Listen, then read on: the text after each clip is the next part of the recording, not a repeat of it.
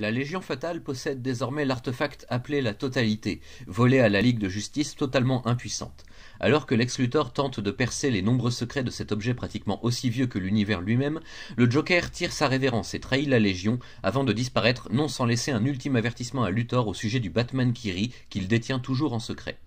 Pendant ce temps, les héros menés par le limier martien tentent d'en apprendre eux aussi davantage au sujet de la véritable nature du mur source et de la totalité. Et pour cela, ils vont avoir besoin d'accéder à la plus grande banque d'informations de l'univers, Thanagar Prime, une planète fortifiée sur laquelle réside un peuple ailé des plus familiers. Mais John finit par comprendre que cette civilisation n'est pas aussi glorieuse qu'elle le paraît aujourd'hui, et avec l'aide de ses compagnons, il va réussir à briser le mensonge pour rétablir une vérité cosmique à faire froid dans le dos.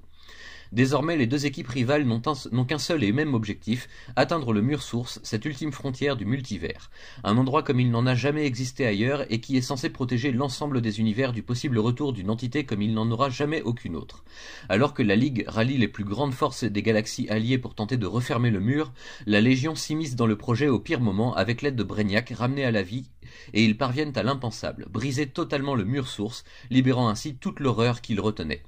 Au comble de la défaite, John propose un rendez-vous avec Luthor pour lui révéler une partie de ses propres souvenirs et de ses recherches sur Mars, et la nature véritable du symbole que poursuit Lex depuis un long moment. Hélas, l'esprit de Lex est trop fier pour accepter cette réalité, et il retourne auprès de ses propres alliés afin de livrer à Brainiac le moyen de ramener la très ancienne entité nommée Perpetua à la vie. Il s'agit ni plus ni moins que de celle qui a créé l'univers précédant le nôtre, et nul ne doute à cet instant que le regard qu'elle portera sur le présent à son réveil sera des plus acérés. Nous y voici enfin, dans ce troisième tome de New Justice par Scott Snyder et James Tynion IV, nous avons droit à l'ultime révélation qui nous manquait depuis le tout début pour comprendre la portée de cette histoire, conséquence assez directe des événements de Batman Metal. Snyder poursuit sur sa lancée et développe toujours davantage sa petite création privée qui nous entraîne jusqu'aux confins de l'univers d'ici pour en découvrir encore davantage page après page.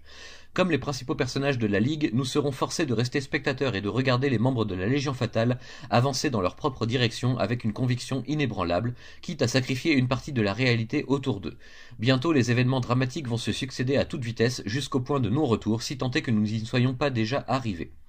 En ce qui concerne le dessin, le niveau général de tous les artistes du projet est très bon, c'est très harmonieux même si certains personnages sont dessinés assez différemment d'une main à l'autre par moment, je pense notamment à Hawkgirl, sans que cela ne soit pourtant gênant pour la lecture. Tout est fait pour faciliter le plus possible la compréhension du texte par le visuel, tout en offrant un peu de matière à la réflexion personnelle du lecteur. Bref, une très bonne lecture et une excellente série qui prend enfin pleinement son envol, jusqu'au prochain grand bouleversement de chez DC.